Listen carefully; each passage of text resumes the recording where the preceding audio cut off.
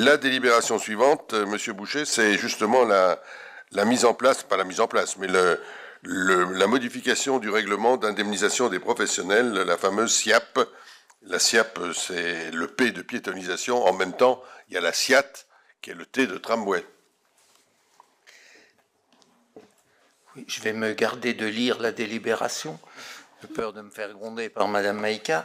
Donc je vais en sortir un petit peu pour vous dire, tout d'abord, vous donner une information, c'est que la première commission donc liée à la piétonisation se tiendra le 31 mai et la première commission liée au tram se tiendra le 5 juillet. Donc elles ont été convoquées, enfin, les gens participant à cette commission dont je fais partie, dont Christian Abicher fait partie et puis M. Gaconnet fait partie, entre autres, je ne sais pas s'il y a d'autres personnes. Donc nous sommes convoqués à ces deux commissions. La modification concerne, donc le règlement reste le même, la modification concerne un article qui se situe dans la partie conditions d'éligibilité, critères d'éligibilité et périmètre. Donc pour l'instant, nous avons un article, alors là je vais lire ce qui est écrit puisque ce sont exactement les mots de l'article que je vais lire. Sont concernés par le présent règlement les professionnels situés dans le périmètre des travaux liés à la piétonisation du centre-ville d'Annemasse. Ce périmètre n'inclut que des activités suscitant au droit des zones et des installations de chantier liées à la piétonisation du centre-ville d'Annemasse sous maîtrise d'ouvrage de la ville d'Annemasse ou d'autres maîtres d'ouvrage tels que les concessionnaires de réseau et mis en œuvre par les entreprises titulaires des marchés. Et actuellement, on passait tout de suite à une liste de rues. Le périmètre des travaux concernera tout ou partie des rues et places suivantes. Et vous aviez donc toute la liste des différents périmètres et des rues, des numéros concernés. Nous nous sommes aperçus dans les travaux qui sont menés, et notamment dans les travaux de réseau, qu'il pouvait y avoir en limite de périmètre ou sur des rues adjacentes, des débuts de rues adjacentes au périmètre des travaux de réseau, par exemple, qui ont eu lieu, des entrepôts de matériel, enfin un certain nombre de choses qui nous amène à penser qu'il faut donner un petit peu de souplesse à ce périmètre et je vous propose que soit ajouté donc entre ces deux parties, c'est-à-dire avant la liste de tout ou partie des rues et places suivantes, de dire que la commission arbitrera au cas par cas pour des demandes en limite de périmètre dans les zones où les emprises du sentier dépassent ou ont dépassé le périmètre de travaux tel que défini ci-dessous, et dans les espaces hors périmètre où des dispositifs équipements publics tels que conteneurs, points d'apport volontaires, etc., auraient été déplacés pour permettre la réalisation du chantier. J'ai envie de dire, ce sont les dommages collatéraux, donc sur les franges de ce périmètre, que je vous propose de laisser à l'appréciation de la commission.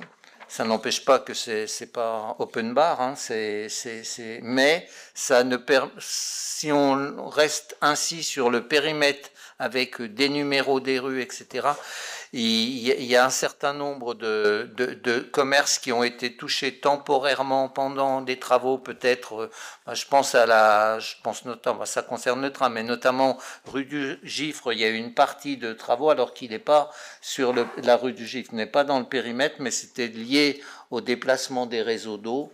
Voilà, donc c'est ce que je vous propose de faire ce soir. Nous aurons, ça concerne la piétonisation, hein, qui est de notre ressort. Il y aura une délibération semblable, donc soit au conseil communautaire, soit au bureau de l'agglo, je ne sais pas si c'est du ressort du conseil communautaire ou du bureau de l'agglo, qui est semblable et qui laisse donc cette appréciation à la commission d'indemnisation. Merci, M. Gaconnet.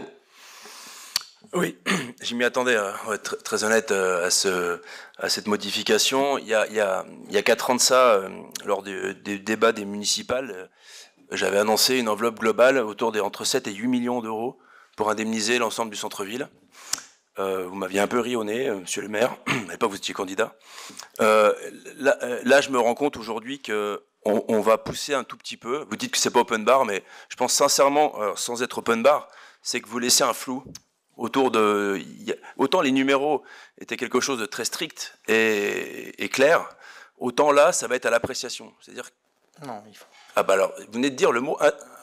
À l'interprétation de la commission, vous l'avez dit le terme. Oui, de la commission. De la commission, dont je fais partie. Mais ce que je veux dire par là, c'est qu'après, on aura toujours le flou et ça va jeter le flou sur la commission en disant mais il faut quand même qu'il y ait eu des travaux devant les commerces, mais hors de ce périmètre strict. Il faut qu'il y ait des travaux. Monsieur Boucher, vous n'êtes pas sans savoir, ni monsieur le maire, ni qui que ce soit ici, en tout cas au conseil, que la liste des commerces ou restaurants en redressement judiciaire s'allonge de semaine en semaine.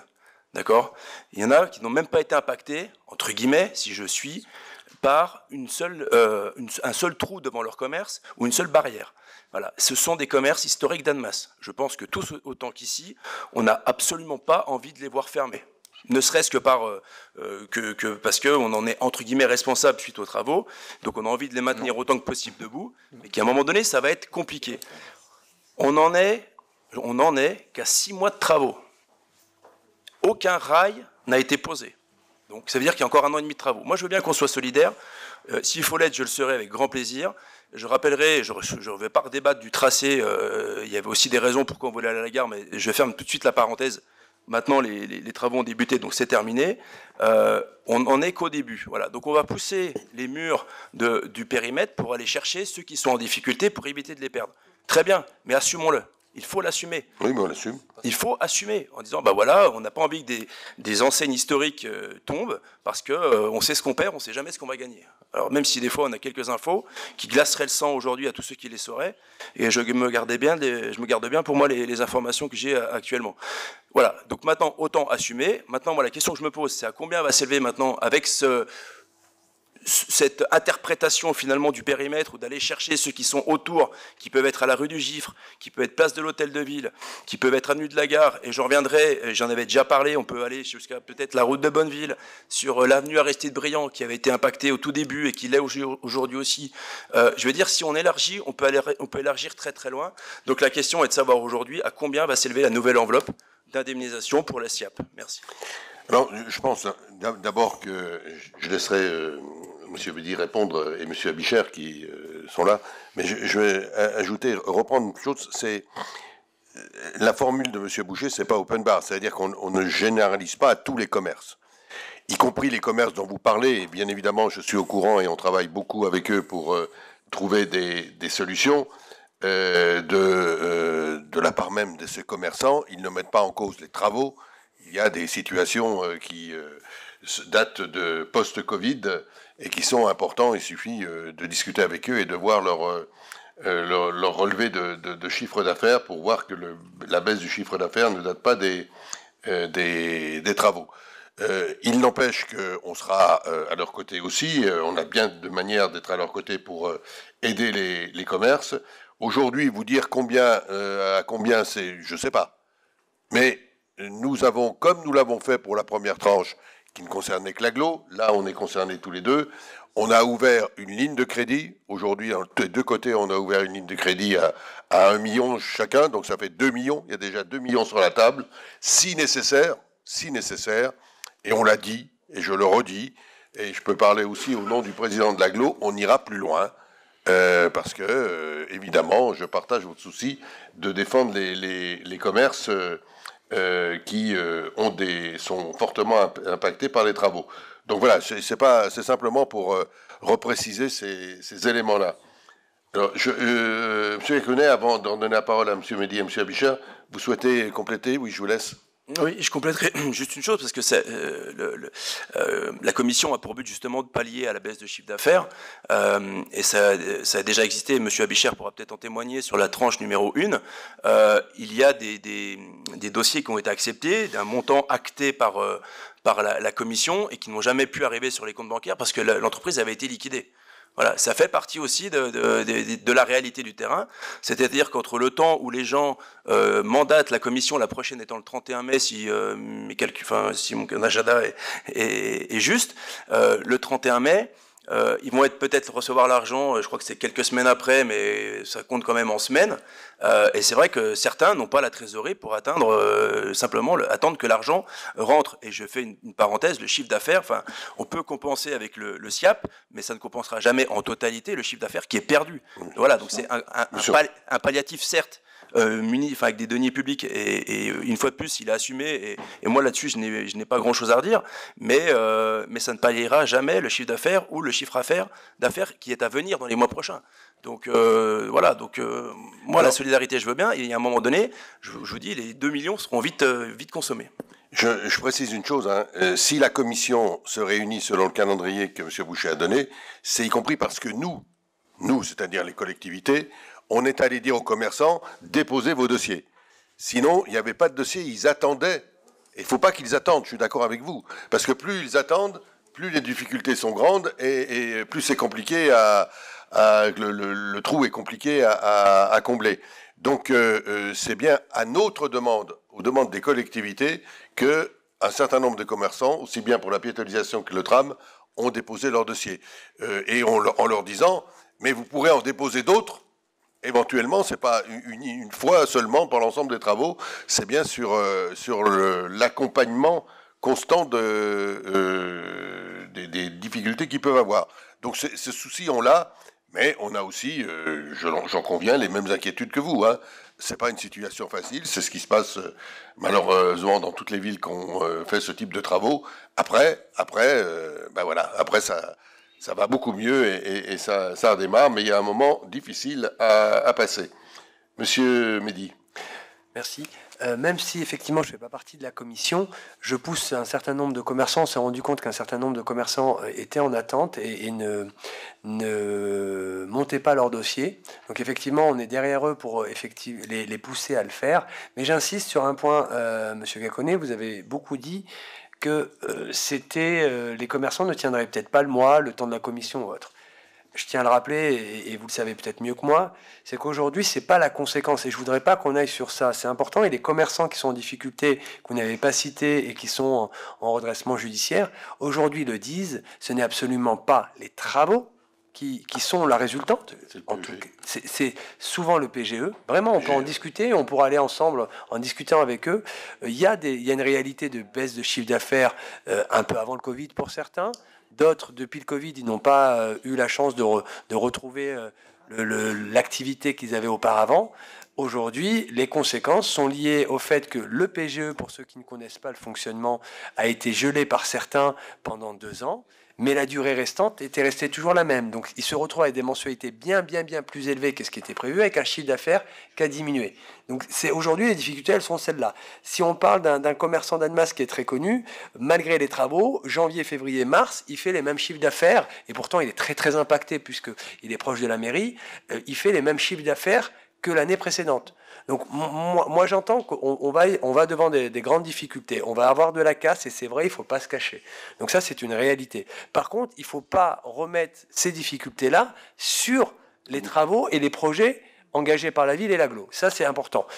Et très sincèrement, des gens qui sont en difficulté 3 mois, 6 mois après le début des travaux, les travaux, ceux qui seront vraiment impactés, il y a toujours un décalage quand même, au moins d'1 an, 1 an et demi, très sincèrement.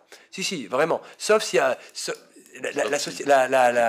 l'activité était péclotée, était en difficulté. Donc ça, c'est vraiment important de ne pas aller sur ça. Ensuite, peut-être nous reprocher ou s'interroger sur le fait que la collectivité pourra peut-être augmenter l'enveloppe d'accompagnement. Je crois qu'on peut malheureusement, ou en tout cas, s'en réjouir, puisqu'effectivement, la collectivité prend ses responsabilités et accompagnera dans la mesure du possible et sans faire n'importe quoi. Si effectivement il y a eu des travaux au droit du commerce ou à proximité, effectivement que la commission puisse se réserver le droit d'analyser, d'apprécier la situation de tout un chacun, et bien effectivement, moi en tout cas, je m'en réjouis et je vous remercie. Merci, Monsieur Abichère. Oui, je voulais juste témoigner par rapport à l'expérience de la commission précédente, de la première tranche du tram. Évidemment que la commission a une certaine liberté, on lui en donne un peu plus, mais elle est quand même tenue par tout le reste du règlement qu'on n'a pas touché, et il y a des règles quand même très précises qui signalent qu'on traite les problèmes de chiffre d'affaires, mais uniquement des commerces qui ont eu vraiment les travaux proche d'eux, quoi. C'est-à-dire qu'on va pas. Un exemple à contrario, c'est un exemple de la précédente commission, c'est-à-dire qu'un commerce qui est impacté parce qu'il y a un changement de sens de circulation de la route. Ça suffit pas pour qu'on l'indemnise son chiffre d'affaires.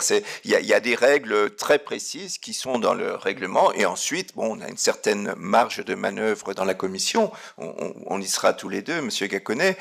On fera au mieux possible pour les commerçants, mais on est quand même bien tenu. Il faut pas non plus laisser croire qu'on va indemniser tous les chiffres d'affaires de tous les commerçants qui sont en baisse. Hein. Faut faire bien attention à ça. On s'en tient au règlement, et justement, il n'y a pas de porte ouverte où c'est très très cadré. Et d'ailleurs, le président qui nous cadre a été nommé par la Cour administrative d'appel.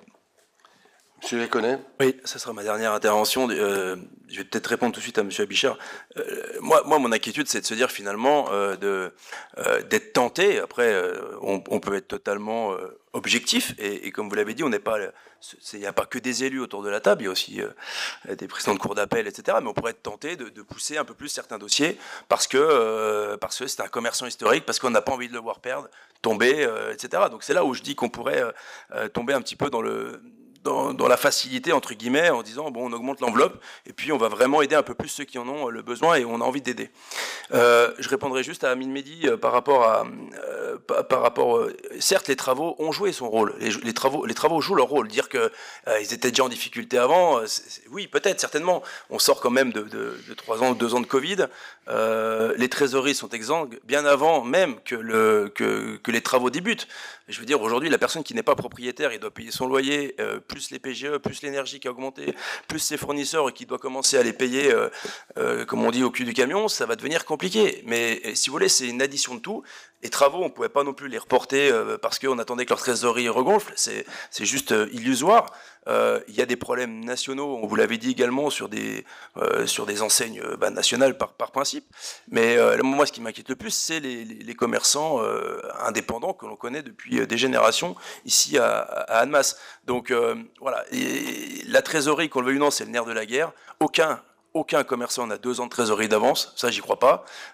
Donc on n'en est qu'au début d'un tsunami, je pense, de redressement judiciaire qui vont faire passer des mauvaises soirées déjà aux premiers impactés, c'est-à-dire les commerçants qui, pour certains, c'est leur retraite, leur fonds de commerce, et pour les seconds, pour leur emploi tout simplement, et enfin aux élus. Parce que ça sera bien beau de flâner en 2025 à Annemasse, mais s'il n'y a plus de commerce ni de restauration de qualité, ça sera compliqué. Et je fais juste une parenthèse gastronomique, et j'en suis navré parce que peut-être certains ont déjà faim. Dans Annemasse, qui est une ville de 40 000 habitants, il n'y a bientôt plus qu'un ou 2 restaurants de fruits de mer. Voilà. Et puis, il n'y a qu'un endroit, maintenant, on peut manger de la fondue savoyarde, ce qui est quand même un comble, puisqu'on est en Haute-Savoie, et qu'on peut vraiment s'interroger, finalement, sur la diversité déjà de nos commerçants. Oui, sur cette dernière remarque, je la partagerai volontiers, mais vous savez que ni vous ni moi, nous sommes commerçants et restaurateurs, donc c'est à eux de prendre les décisions et d'être présents, et on fait le maximum pour être présent. Moi, je suis d'accord avec les risques qu'il y a, mais ma responsabilité en tant que maire, c'est pas que de crier au loup. Le loup, il est pas loin. Voilà, je le dis, il est pas loin. Mais c'est d'éviter que le loup ne mange trop de personnes. Et donc, ma responsabilité d'élu, et je pense qu'on peut tous la partager ici, c'est d'aider au maximum. On ne sauvera peut-être pas tout le monde, mais vraiment, on sera mobilisé. Et cette mobilisation-là que je compte bien mener avec l'AGLO également, et c'est ce qu'on a essayé de lancer lors de cette conférence de presse qui aura, je l'espère, d'autres tombées. Je voudrais faire 2 commentaires. Le premier, c'est que je réinsiste sur le fait, et c'est pour ça qu'on souhaite rencontrer Monsieur le Préfet très rapidement pour que des décisions de moratoire soient prises et pour que, en effet, le remboursement du PGE ne vienne pas s'ajouter, etc. Et puis également auprès des banques qui, sur la trésorerie, peuvent jouer leur rôle. Et aujourd'hui, elle ne joue pas. Il suffit de le dire, d'entendre les commerçants en parler, et donc on fera toute la pression nécessaire. En ajoutant que c'est vrai, et là je vous rejoins, c'est que la situation des villes moyennes, du commerce dans les villes moyennes, dans les centres de villes moyennes, il est aujourd'hui en très grande difficulté. Le réseau de Villes-de-France, auquel j'appartiens, la ville, plus exactement la ville d'Annemasse appartient, le met en avant. Et nous avons été victimes, à Annemasse comme ailleurs, d'une série de fermetures d'enseignes nationales, de Burton à Jennifer, en passant par San Marina, etc., et j'en oublie, qui n'ont pas fermé parce que c'était Annemasse, qui ont fermé partout en France parce qu'ils ont mis la clé sous la porte pour des conditions, je ne vais pas engager un débat de fond là-dessus, mais pour des conditions qui sont une évolution, y compris de la consommation ou une inadaptation à l'évolution de la consommation d'aujourd'hui pour ces marques. Donc on est dans une situation où tout cela s'ajoute.